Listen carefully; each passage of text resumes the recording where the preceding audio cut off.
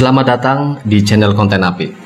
Untuk video kali ini aku mau sedikit bercerita, dan ini mengutip dari berbagai sumber dan sangat menarik.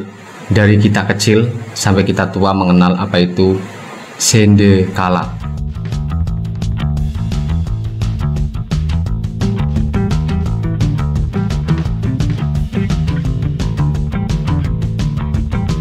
Itu ucapan untuk orang Pemalang, khususnya sendakala itu adalah menjelang maghrib, waktu menjelang maghrib. Dan mungkin kalau dilihat dari bahasa itu berasal dari senja kala atau kala senja. Nah, saya akan mengupas dari berbagai sumber. Yang pertama secara ilmiah, yang kedua secara agama. Dan saya hanya mengumpulkan dari berbagai sumber dan menyampaikan di konten ini.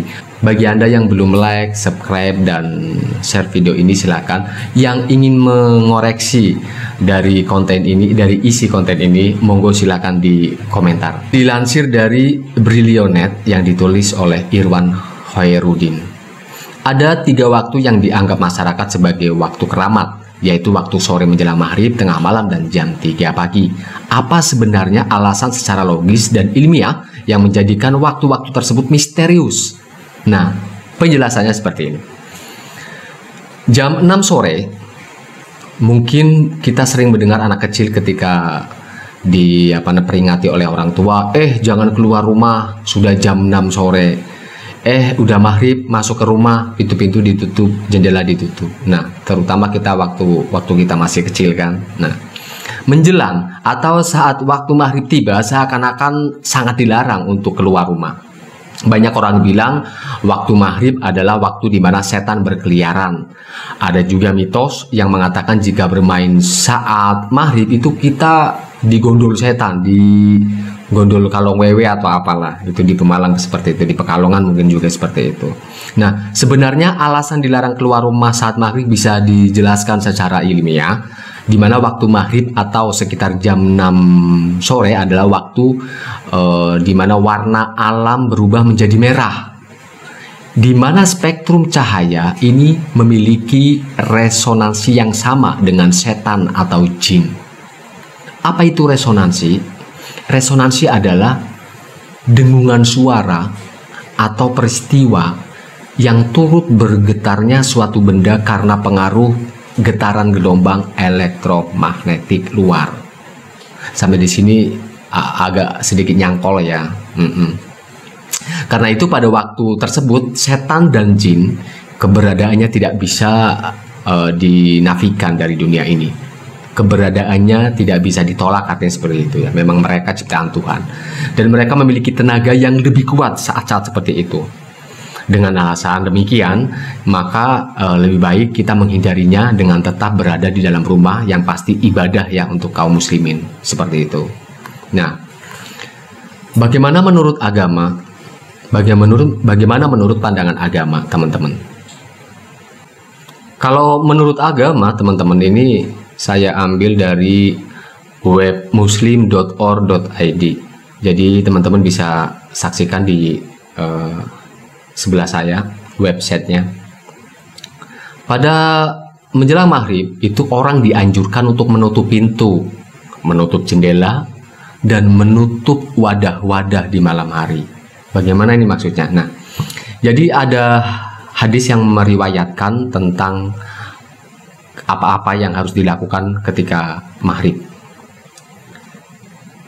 Terdapat hadis dari sahabat Jabir radhiyallahu an bahwa Nabi Shallallahu Alaihi Wasallam bersabda, yang artinya, jika malam datang menjelang atau kalian berada di sore hari, maka tahanlah anak-anak kalian, artinya tahan dan di rumah saja, karena ketika itu setan sedang bertebaran, ya kan?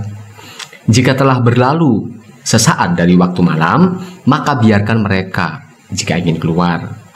Tutuplah pintu dan berzikirlah kepada Allah, karena sesungguhnya setan tidak dapat membuka pintu yang tertutup. Tutup pula wadah minuman dan makanan kalian, dan berzikirlah kepada Allah, walaupun dengan sekedar meletakkan sesuatu di atasnya. Ini untuk menutupnya gitu ya. Hadis riwayat Bukhari 3280, dan ada lagi hadis yaitu dalam riwayat Ahmad yang artinya, tutuplah bejana-bejana dan tempat minum kalian, serta matikanlah lampu-lampu ketika hendak tidur. Karena fuwaisikoh atau binatang kecil seperti cicak, tokek, dan lain-lain itu terkadang menyenggol sumbu dan bisa membakar rumah. Dan tahanlah anak-anak kalian di rumah ketika sore hari, karena jin bertebaran ketika itu dan terkadang menculiknya. Ngeri juga ya. Tapi ini merupakan kita cari sumber yang banyak. Nah, jadi dari hadis-hadis ini menunjukkan beberapa hal.